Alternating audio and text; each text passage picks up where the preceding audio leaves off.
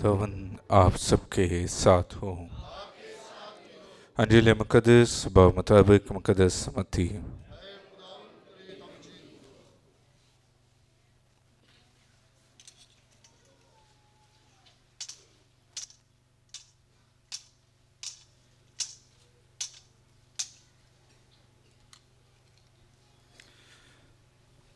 उसके पहले बाप में से उस वक्त यीशु मसीह की पैदाइश यूँ हुई कि जब उसकी माँ मरियम यूसुफ के साथ ब्याही गई थी तो उनके इकट्ठे होने से पहले वो रूह कुदस से हामला पाई गई। तब उसके शौहर यूसुफ ने जो रासबाज था उसे रुसवा करना नहीं चाहता था, इरादा किया उसे चुपके से छोड़ दे। वह इन बातों की सोच ही में था कि देखो खुदावंद के फरिश्ते ने उस पर ख्वाब में ज़ाहिर होकर कहा, ऐ यूसुफ दाऊद के बेटे, अपनी बीवी मरियम को अपने पास ले आने से मत डर, क्योंकि जो उसके अंदर पैदा किया गया है वो रूह कुदस से है। उससे बेटा होगा और तू उसका नाम यीशु रखना, क्योंकि वो अपनी उम्मत को उनके गुनाहों से बचाएगा। ये सब कुछ हुआ जो खुदावंद ने नबी की मार्फत कहा था पूरा होगा। देखो कुंवारी हामला होगी, उससे बेटा होगा और उसका नाम इमैनुअल रखेंगे, जिसका तर्जुमा है खुदा हमारे साथ है।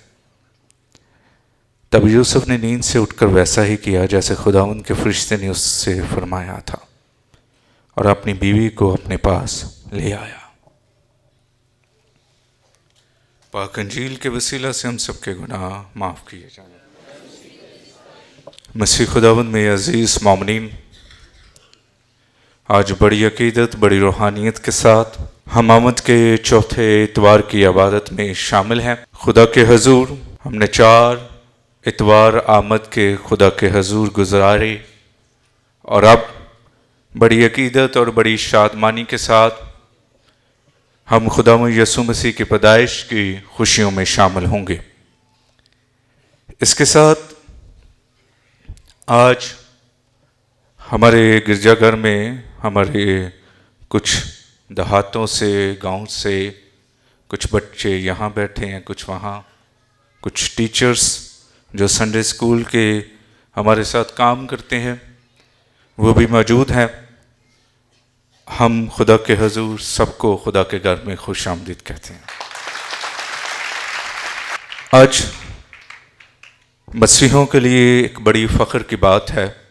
पाकिस्तान की हिस्ट्री में पाकिस्तान के चौथे चीफ जस्टिस, और ख़ास तौर पर जिसका ताल्लुक़ मसीही कौम से था, मसीही घराने और कैथोलिक कलीसिया से था, मिस्टर रॉबर्ट कर्नेलियस को याद करती है, जो खुदावंद में 1991 में खुदा के हजूर खुदा के पास चले गए, और आज पाकिस्तानी कलीसिया उनकी बरसी भी मनाती है।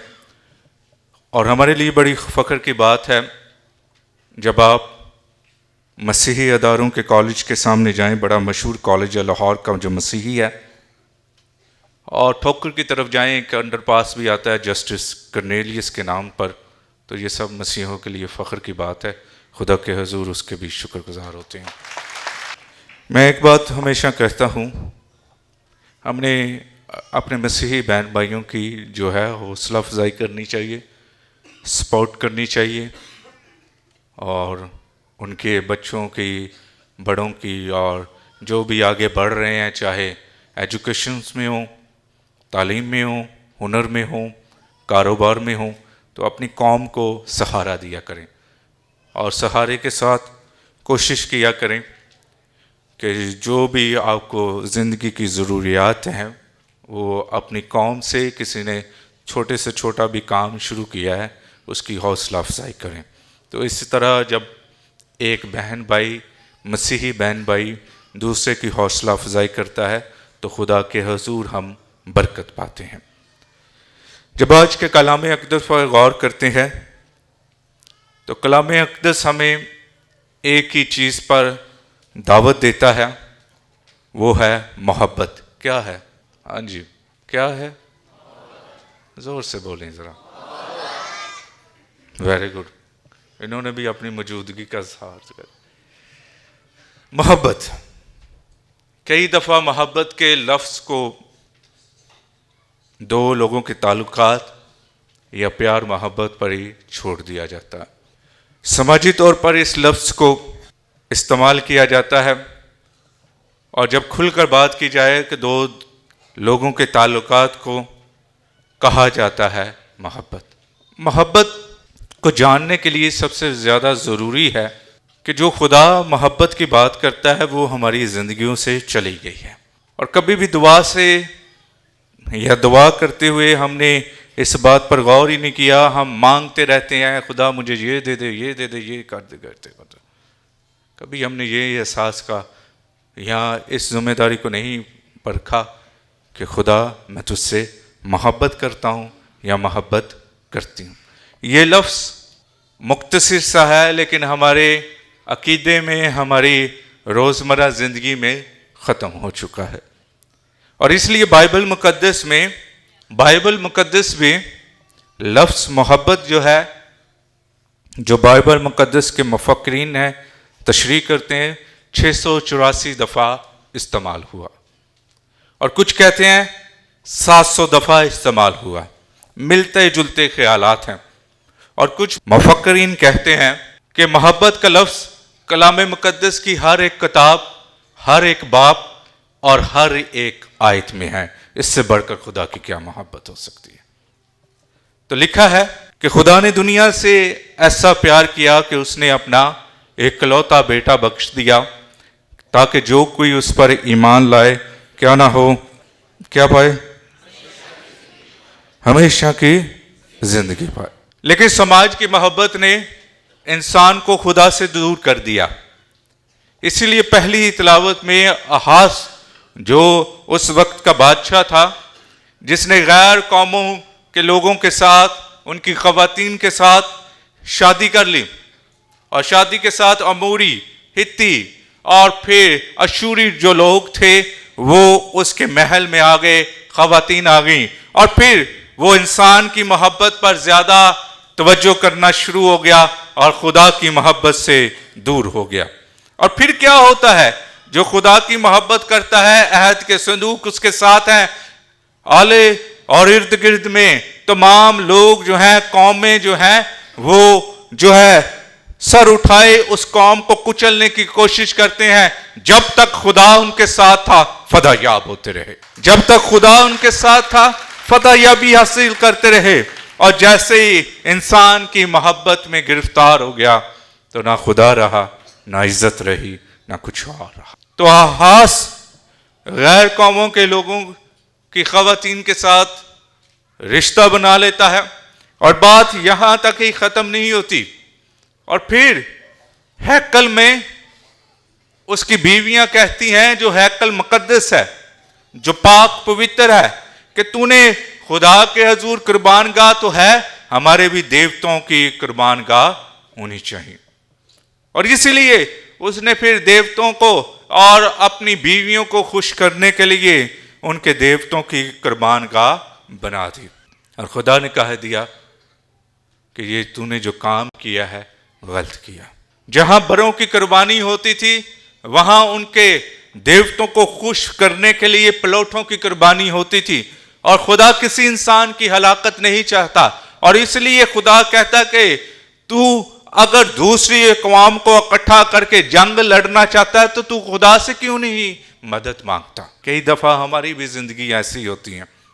ہم جب مشکل میں، تکلیف میں، بیماری میں، لاچاری میں ہوتے ہیں تو ہم فلاں کے پاس جاتے ہیں، فلاں کے پاس جاتے ہیں، کبھی ادھر جاتے ہیں، کبھی ادھر جاتے ہیں، اور پھر کچھ نہیں پلے پڑتا، پھر خدا کے پاس آتے ہیں. تو اس لیے خدا کے پہلے آئیں. میں ہمیشہ یہ کہتا ہوں کہ آپ کسی سے دعا کروانے یا کرنے سے پہلے، بے شک ہمیں دعاؤں کی بھی ایک دوسرے کی ضرورت ہوتی ہے، آپ پہلے بیٹھ کر خدا کے حضور جو ہیں اپنی عرضیں منتیں خدا سے پیش کریں. اور اس لیے آج جو ہم سب کے لیے پیغام ہے، ایمان کی مضبوطی کا پیغام ہے، کہ ہمیں خدا کی محبت سے کون جدا کر سکتا ہے؟ کوئی نہیں جدا کر سکتا، نہ سونا، نہ چاندی یا پیتل یا ایسی کوئی چیز نہیں، ہمیں یسوع کی محبت میں ہی رہنا ہے۔ اور اس لیے خدا کو بھی محبت کرنے والا، عقیدت کرنے والا پسند ہوتا ہے۔ اس لیے مسیح خداوند میں عزیز مومنین، یہ دنیاوی چیزیں یہاں ہی رہنی ہیں، خدا کی محبت جو ہے ہمیں ہمیشہ خدا کے قریب لاتی ہیں۔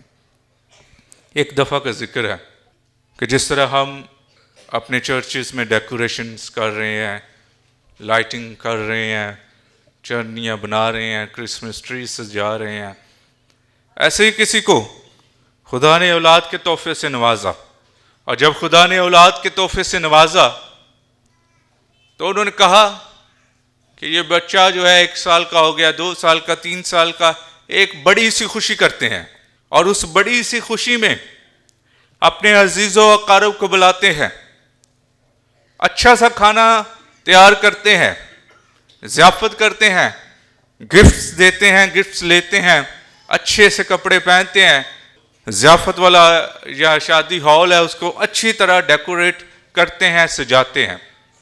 سب رشتہ دار آ چکے تھے، سب کچھ چل رہا تھا، اور اس میں انہوں نے ساری ضیافت کے بعد تھوڑا سا وقت دیا، کہتے ہیں کہ چلو خدا کو بھی یاد کر لیتے ہیں۔ تھوڑا سا وقت 2-3 منٹ کی دعا ہوئی، اور دعا کے بعد سارے آگے فوٹو سیشنز ہو رہا ہے، تو فوٹو سیشن ہو گیا، اور اس سارے سیشن میں انہوں نے کہا کیک کاٹتے ہیں، اور سارے مل کر گروپ فوٹو بنانے کے ساتھ پکڑ لیے ایک دوسرے کے ہاتھ میں، اور کہتے ہیں کیک کاٹتے ہیں۔ اور جب دیکھا کیک کاٹنے لگے ہیں، جس کی سالگرہ ہے، جس کی خوشی ہے، وہ ہے ہی نہیں ہے، تو کسی بزرگ نے کہا کہ وہ بچہ کدھر ہے؟ کہتے ہیں اس کو کپڑے وغیرہ پہنا دیے ہیں، اس کو بند کر دیا، وہ بہت تنگ کرتا ہے۔ اب اس کہانی کو سمجھیں، آپ ظاہری طور پر بہت تیاری کر رہے ہیں اس ضیافت کے لیے، اپنے آپ کے لیے کپڑے اور اپنے آپ کے لیے ایسی ضیافتوں کی، کھانے کی تیاری کر رہے ہیں، لیکن ایک چیز کو کمی محسوس ہو رہی ہے ہماری کلیسیا میں کہ ہم نے یسوع کو قید کر دیا ہے۔ ہم نے یسوع کو بجائے دنیا کے سامنے رکھنے کے لیے ہم نے اپنے دل کے کسی خانے میں بند کر دیا ہے، اور جب دل کے کسی خانے میں بند کر دیا ہے تو یسوع کے بغیر ضیافت مکمل ہی نہیں ہو سکتی، یسوع کے بغیر خوشی مکمل ہی نہیں ہو سکتی، یسوع کے بغیر محبت آ ہی نہیں سکتی، یسوع کے بغیر قربانی ہو ہی نہیں سکتی، اور یسوع کے بغیر کسی چیز کا مزہ ہی نہیں ہے۔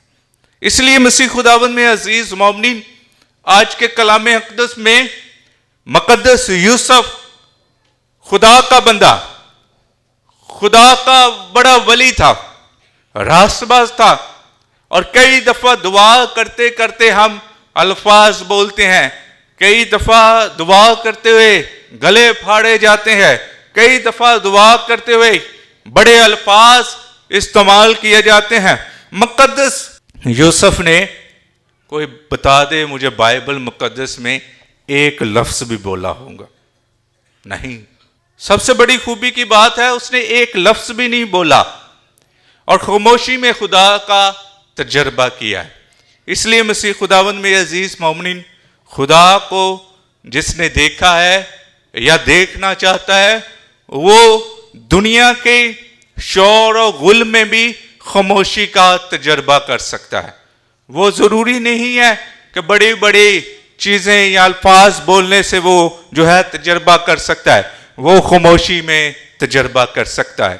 اس لیے مقدس یوسف بڑا راست باز تھا، اس نے مریم پر بھی کوئی عیب نہیں لگایا، مریم کو بھی کچھ نہیں کیا، بلکہ اپنی منکوہا کو اپنے گھر لے آیا۔ اس کے ساتھ مقدس یوسف جو ہے خاندانوں کا سربراہ کہلایا جاتا ہے کلیسیا میں، اور یہ آج کے دور میں جو ہمارے بزرگ ہیں، والد ہیں، ان کے لیے بڑی خاص بات ہے کہ وہ خاموشی میں اپنی اولاد کی پرورش کرتا رہا، کوئی بات نہیں کی۔